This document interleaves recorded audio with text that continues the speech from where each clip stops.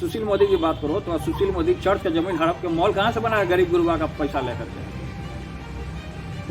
सुशील मोदी जमीन हड़पा है और ये वो इसका चर्च का जमीन है जो मॉल बन रहा है। हाँ, जो मॉल वो बना रहा है वो पैसा कहाँ से आया है, हम ये जानना चाहते हैं। आप विपक्ष में आपको सवाल सदन में पूछा नहीं तो आप सवाल कर रहे हो तो हम आपको जवाब देंगे ना, पब्लिक को दिखाओगे ना तुम। तो ये हम पूछना चाहते हैं कि वो पैसा कहाँ से लाया होगा। विपक्ष में है, विपक्ष में वो सब बोलने नहीं देता है सदन में। जब ऑथेंटिक बात को रखा जाता है, जब उनकी सच्चाई को रखा जाता है तो ये लोग हल्ला करा करके नौटंकी कराते हैं। वो लोग हम लोग को बोलने नहीं दिया जाता है वहाँ।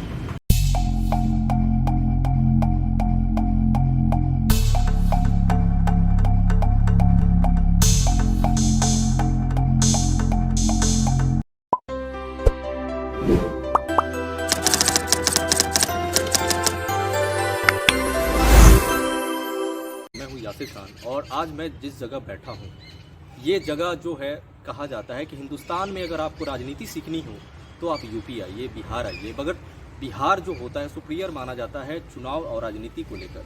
और हमारे साथ जो शख्स मौजूद हैं ये किसी मोहताज नहीं है परिचय के और किसी इंट्रोडक्शन के। फिर भी मैं आपको एक चीज़ हिंट बताना चाहता हूँ। ये वो है जिनके माता भी मुख्यमंत्री रह चुकी हैं और पिता भी मुख्यमंत्री रह चुके हैं। हमारे साथ अभी मौजूद हैं तेज प्रताप यादव जी। बहुत बहुत स्वागत है हिंदुस्तान न्यूज़ में तेज प्रताप जी। सबसे पहले हम आपसे ये जानना चाहेंगे कि क्या है बिहार का राजनीति, और अगर कोई राजनीति सीखना चाहता है, कोई अगर राजनीति को समझना चाहता है तो किस तरीके से समझे, अपने अंदाज में बताएंगे जनता को। देखिए, राजनीति सीखने के लिए किसी इंस्टीट्यूट या ट्रेनिंग क्लास नहीं होता जी। वो तो आदमी खुद ब खुद सीख लेता है। समाज में रहता है, उठता बैठता है, घूमता फिरता है, तो राजनीति जैसे हमारे सामने क्या एक्टिविटी चल रहा है, नेता लोग का क्या एक्टिविटी चल रहा है, मुद्दा में क्या चल रहा है, बिहार में क्या मुद्दा है, शिक्षा का मुद्दा है, स्वास्थ्य का मुद्दा है, बेरोजगारी का मुद्दा है। तो बहुत तरीके का मुद्दा है जो कि हमारे समाज में। तो उसको मतलब कि किस तरीके से हमको ठीक करना है और किस तरीके से गरीब गुरबा का आवाज़ उठाने का काम। आपके पिताजी भी और माताजी भी राजनीति तो जब आदमी देखता है तो खुद जब किसी संगठन को चुनता है या ज्वाइन करता है तो उसमें गतिविधियाँ के बारे में उसको जानकारी दिया जाता है कि फलाने दिन फलाना प्रोग्राम होगा, पार्टी से रिलेटेड या कुछ होगा तो आपको वहाँ उपस्थित रहना है। तो इसमें रहते रहते आदमी सीखने लगता है। आपके माताजी सीख जाता है। इसका कोई ट्रेनिंग या कोई इंस्टीट्यूट नहीं होता है। आपके माताजी भी मुख्यमंत्री रह चुकी हैं और पिताजी भी मुख्यमंत्री रह चुके हैं। आप जब बचपन में खेलने कूदने की उम्र में आपके घर पे काफ़ी लोगों का क्राउड होता होगा, जब आप स्कूलिंग जाते होंगे तब आपके दिमाग में कब ऐसा सोच आया कि हमें भी राजनीति करना है? देखिए, पहले हमारा सोच था, हम अपना कोर्स किए थे, हम पायलट का कोर्स बिहार फ्लाइंग इंस्टीट्यूट में हमने एडमिशन भी लिया था और हमने 2 साल का कोर्स किया था CPL के लिए, कमर्शियल पायलट लाइसेंस के लिए। तो वहाँ पे हमारा 2 साल कंप्लीट हुआ। लेकिन फिर चुनाव आगे माहौल आ गया, तो पिताजी ने बोला कि चुनाव लड़ना, तो सर आ गया हमारा। मतलब पहली आपकी जो इच्छा थी वो पायलट बनने की थी? हाँ, पहला जो हमारा इच्छा था, राजनीति में हमारा इच्छा नहीं था आने का। हमारा जो था पहले जो एम था, स्कोप जो था, वो पायलट बनने का था।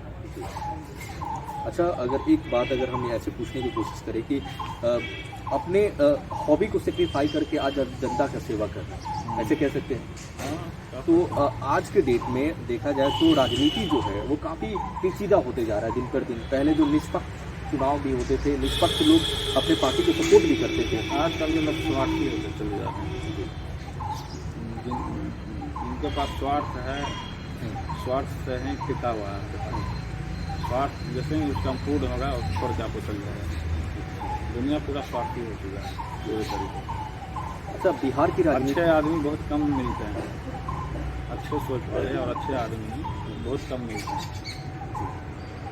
अच्छा, लोग गांव में या फिर कस्बे में जो लोग ये कहते हैं कि गरीबों का मसीहा लालू प्रसाद यादव, और आज वो किसी कारण से इसलिए गरीबों का मसीहा कहलाते हैं कि उन्होंने गरीबों के लिए बहुत काम किया। इस सरकार की तरह नहीं है कि लोगों को झूठा वादा करके 19 लाख का रोजगार ठगने का डर है। जब चुनाव आ रहे थे, विधानसभा के जब चुनाव थे, तो उस समय इन लोगों ने बोला था कि 19 लाख रोजगार हम देंगे जब सरकार बनेगी। सरकार तो बनी नहीं। सरकार जो केंद्र में जो इसका है नीतीश कुमार का, भाजपा और जेडीयू का सरकार, तो उसमें उन लोगों ने वादा किया था 19 लाख रोजगार, तो नौजवान लोगों को मिला रोजगार। बिल्कुल। आप समझिए कि नरेंद्र मोदी क्या समझा रहे हैं देश को। नरेंद्र मोदी जो समझा रहे हैं देश को, और इनका एक ही ऑथेंटिक चीज़ है, टिका हुआ मुद्दा है मंदिर बनाने का। मंदिर बन गया है, ऑथेंटिक दंगा चलाने का, दंगा चलाने का काम करता है।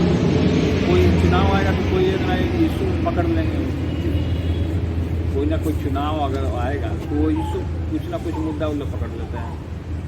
और ये दंगाइयों की पार्टी है, भाजपा जो है दंगाइयों की पार्टी है। नाथूराम गोडसे के ये लोग वंशज हैं जो महात्मा गांधी का हत्या किए थे। सर तेजस्वी जी, एक चीज़ और मैं पूछना चाहूँगा। तेज प्रताप, सॉरी। अभी जब आप स्कूल में थे तो आपके साथ हो सकता है मुस्लिम लड़कियां भी पढ़ती होंगी, हिजाब पहन के आती हैं, कभी आपको अनकंफर्टेबल फील हुआ, चाहे कुछ आपको ऐसा लगा कि एलिगेंस है? नहीं, देखिए कौन क्या पहनता है उस पर मेरा नज़र नहीं होता। वो गंदे सोच वाले लोग वो इस तरीके का सोच रखते हैं कि कौन क्या पहनता है। जिसका अपना धर्म है उसको पालन करना चाहिए। तो इस तरीके का जो बात है, जिसका अपना धर्म में है उसको पालन करना चाहिए। क्या मुस्लिम लड़की पहनती है, इस सब चीज़ का हम नजर नहीं रखते हैं। कौन क्या? तो अभी जो कंट्रोवर्सी है, अभी कंट्रोवर्सी है भाजपा वाले RSS वाले को द्वारा प्लांटेड किया गया। अच्छा, एक चीज़ और मैं जानना चाहता हूँ। नीतीश कुमार का एक रिसेंट न्यूज़ आ रहा है कि वो बीजेपी के साथ अलायंस तोड़ने की बात कर रहे हैं। क्या लगता है सर, RJD के साथ अलायंस करने वाले? तो तोड़ दें। बीजेपी कहाँ काम कर रही है? हम लोग तो काम कर रहे थे जब हम लोग गठबंधन में थे, तो हम लोगों ने काम किया, विकास करने का काम किया बिहार में पूरे तरीके से। मेडिकल कॉलेज हम लोगों ने देने का काम किया, पाँच जगह मेडिकल कॉलेज हुआ है, हम लोग ने देने का काम किया था। फिर से गांधी सेतु हम लोगों ने जो है JP सेतु हम लोगों ने बनाने का काम किया था। पिताजी के जन्मदिन के दिन हम लोगों ने उद्घाटन किया था। तो बिहार में या खासकर पटना में जितना डेवलपमेंट का काम हुआ वो हमारे राज्य में हुआ है, इनके राज्य में नहीं हुआ है। तो जब नीतीश कुमार जी को लग रहा है, और लग क्या रहा है कि बीजेपी वाले तो वो काम करते ही हैं। बीजेपी का काम है केवल पोस्टर बैनर चिपकवाना, जनता को ठंगा दिखाना। क्योंकि नौजवानों को उस समय में नरेंद्र मोदी जी ने पूरा ताली पिटवाए थे कि नौजवान को रोजगार मिलेगा, 15 लाख रुपया मिलेगा। वो 15 लाख रुपया कहाँ है? जनता सवाल कर रही है कि हमारा 15 लाख रुपया कहाँ है? अमित शाह ने तो बोला था वो तो चुनावी जुमला है। नहीं, वो चुनावी जुमला होने से नहीं ना होता, वो ऑथेंटिक चाहिए हमको। परिवार चलाने का खर्चा चाहिए, हमको रोजगार चाहिए। वो तो इन लोगों को दिला नहीं सके। खाली अपना हेलीकॉप्टर में बड़ा विदेश में जाके घूमते हैं मोदी जी। अच्छा, एक 1.5-2 लाख का सूट बूट पहनते हैं। गरीब आदमी जो किसान है, किसान मरा, जंतर मंतर में फांसी लगा, उसका क्या होगा बताओ? जो किसान जंतर मंतर में फांसी लगाया, अभी जो किसान आंदोलन चला, कितने किसान मारे गए थे लखीमपुर खेड़ी में, वहाँ उसका क्या हुआ? जो मरे हैं उनका क्या हुआ, ये हम जानना चाहते हैं। मोदी जी केंद्र में हैं, प्रधानमंत्री हैं, तो प्रधानमंत्री की गरिमा को भी उन लोगों ने गिराने का काम किया। प्रधानमंत्री कैसा होना चाहिए उसको इन लोगों ने छवि को धूमिल करने का काम किया। ऐसे तो लोग इनको तो पूछते ही हैं लोग। दीदी का भी कोई जनता नहीं पसंद कर रही है इन लोगों को। दीदी भी समर्थन कर रही है। ये चाहती है, भाजपा चाहती है कि उसके सामने हम लोग झुके। हम लोग झुकने वाले नहीं हैं। तो भाजपा चाह रही है कि लालू जी को झुकाना चाह रही है, इसलिए जेल भेजने का काम कर रही है। क्योंकि लालू जी ने चारा घोटालों को उजागर करने का काम किया। जिस समय जो चारा घोटाला जो चल रहा था उसको उजागर उन्होंने करने का काम किया था, उनको फंसाने का इन लोगों ने काम किया। और चारा घोटाला जो करके बैठे हुए हैं अभी खुले आसमान के नीचे वो घूमने का काम कर रहे हैं। अच्छा, कुछ नाम बता सकते हैं कि उन्होंने ये नीतीश कुमार जी तो हत्या के में फंसे हुए हैं। सीताराम सिंह का हत्या जो हुआ था बाढ़ में, उनको पटियाला कोर्ट से उनको तो एथी भी हुआ था, दंड भी लगा था। पटियाला जो कोर्ट है वहाँ से उनको दंड लगा था। नीतीश कुमार जी को सब सीताराम सिंह का हत्या करके कैसे मुख्यमंत्री बना हुआ है आदमी? उसको तो आजीवन कारावास होना चाहिए, इस व्यक्ति को आजीवन कारावास होना चाहिए। सुशील मोदी की बात करो तो सुशील मोदी चर्च का जमीन हड़प के मॉल कहाँ से बनाया गरीब गुरुआ का पैसा लेकर के? सुशील मोदी जमीन हड़पा है और ये वो इसका चर्च का जमीन है जो मॉल बन रहा है। हाँ, जो मॉल वो बना रहा है, वो पैसा कहाँ से आया है, हम ये जानना चाहते हैं। आप विपक्ष में आपको सवाल सदन में तो पूछा ही नहीं तो आप सवाल कर रहे हो तो हम आपको जवाब देंगे ना, पब्लिक को दिखाओगे ना तुम। बिल्कुल। तो ये हम पूछना चाहते हैं कि वो पैसा कहाँ से लाया? वो विपक्ष में है, विपक्ष में वो सब बोलने नहीं देता है सदन में। जब ऑथेंटिक बात को रखा जाता है, जब उनकी सच्चाई को रखा जाता है तो ये लोग हल्ला करा करके नौटंकी कराते हैं। वो लोग, हम लोग को बोलने नहीं दिया जाता है वहाँ। तो ये जो राजनीति जो समीकरण चल रहा है, ये देश कहाँ जा रहा है इस तरीके से? तो आप देख रहे हो ना कि देश बर्बाद हो रहा है।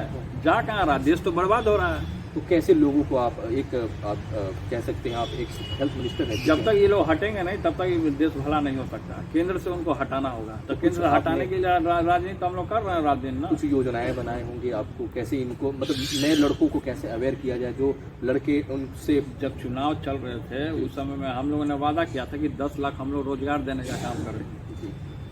सरकार बनते ही तो सरकार तो बना नहीं, उन लोगों ने भी उसमें रोजगार देने की बात करा। हाँ, तो ये जो मतलब मेरे कहने, जब तक जमीन इंफ्रास्ट्रक्चर, जब बेस हम मजबूत नहीं करेंगे तब तक पूरा इंफ्रास्ट्रक्चर नहीं खड़ा हो सकता। तो वही मैं जानना चाह रहा बेस को मजबूत करने के लिए सबसे पहले शिक्षा को आपको मजबूत करना पड़ेगा।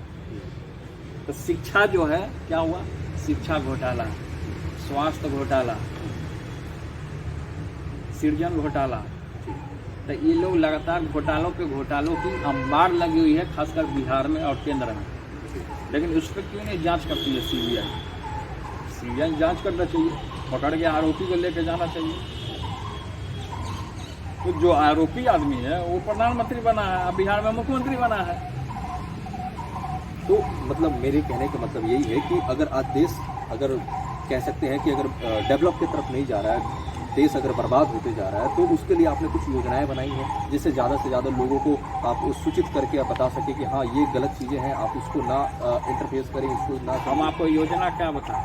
जब तक आपका बेस मजबूत नहीं होगा तब तक आप आदमी खड़ा नहीं होगा। शिक्षा, स्वास्थ्य, ये सब शिक्षा स्वास्थ्य को खत्म करने जो डॉक्टर भीमराव अम्बेडकर ने जो संविधान बनाया, कानून बनाया, और कानून को खत्म करने का इन लोगों ने काम किया। अच्छा, एक चीज़ और मैं थोड़ा सा, संविधान में खत्म करना चाहता है ना। शिक्षा में आप देख लीजिए, ये जो पुराने शिक्षक हैं वो लोग अभी तक वेतन नहीं मिला है।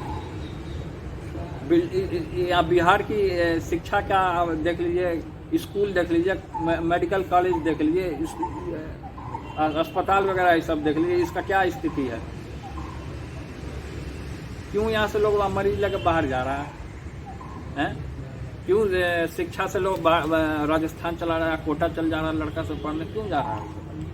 क्योंकि शिक्षा खराब है, स्वास्थ्य खराब है।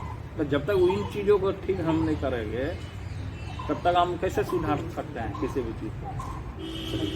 तो ये वर्तमान में जो सरकार है उससे हम मांग करते हैं कि ये सब चीज़ों को पहले देखें, ठीक करें। अच्छा, मैंने आपका एक ब्लॉग देखा, आजकल आप काफी ब्लॉग छाए हुए हैं, LR ब्लॉग, लोग आपको काफी सपोर्ट भी कर रहे हैं। ये थोड़ा सा कॉन्सेप्ट समझाइए कि राजनीति से ब्लॉगर बनने का क्या जर्नी है, क्या यूएसपी? आपका इंटरव्यू लेने का क्या मकसद है? मेरा आपका, आप जो वीडियो बना रहे हैं क्या है? ये मेरा न्यूज़ चैनल है। मैं तो मेरा भी LR ब्लॉग है, हम भी अपना लोगों को दिखाने का काम कर रहे हैं। वही मैं जानना चाह रहा था, आजकल ब्लॉगरों का जमाना हो गया है। तो वही मैं जानना चाह रहा था कि राजनीति तो अपना चल ही रहा है, पटरी पे सही चल रहा है, अचानक से ब्लॉगर बनने का मतलब थोड़ा सा मुझे अब जनता को बताइए कि कैसे आपके इंस्पायर हुए सब चीज़ों से? नहीं, यूथ है, अब यंगस्टर है, हमको ही मन करता है करने का, ब्लॉग बनाने का हमको ही मन करता है। लोग बनाते हैं ब्लॉग, पूरा दुनिया ब्लॉग बना रहा है, उसमें हम भी आगे जुड़ गए तो और अच्छा ब्लॉगर के लिए एक और ब्लॉगर भाई आ गया, भाई अब फेमस ब्लॉगर आ गया। LR ब्लॉग के माध्यम से हम लोग को अच्छी चीज़ें दिखाने का काम कर रहे हैं, जो चीज़ बिहार के लोग नहीं देखे उस चीज़ को दिखाने का काम कर रहे हैं बिहार में। मतलब और भी कुछ चीज़ें आपने स्टार्टअप किया, बिजनेस वगैरह, शायद राइस वगैरह का भी शायद आपने कुछ, चावल का है अपना LR राइस मल्टीग्रेन चावल का है। अच्छा, LR का फुल फॉर्म बता सकते हैं जनता को क्या है? देखिए LR का फुल फॉर्म है लार्जेस्ट रीच। LR का ये फुल क्योंकि लोग काफ़ी कंफ्यूजन में थे कि L full Lalu, L full Rabri, ऐसा और रहेगा भी तो क्या लेना देना है। नहीं, मैं जनता से बस यही क्लियर करना दुश्मन चाहता की तो ऐसे ही फटी रहती है, अब बिल्कुल। फटने दीजिए। हूँ जी। और बिहार के युवाओं से क्या कहना चाहेंगे आप, बिहार के जो युवा, अभी कुछ दिन पहले जो प्रोटेस्ट कर रहे थे? बिहार के युवा प्रोटेस्ट कर रहे थे, आज भी मिले थे सर। बिहार के युवा लोग से यही कहना हम चाहते हैं कि जो सरकार है इसको जल्द से जल्द गिराइए ताकि आपका भला हम कर सकें। जब तक सरकार नहीं जाएगी तब तक इनका भला नहीं होगा। युवाओं को रोजगार चाहिए। पढ़े लिखे नौजवान जो है वो चाट बेच रहा है, चलिए आपको चाट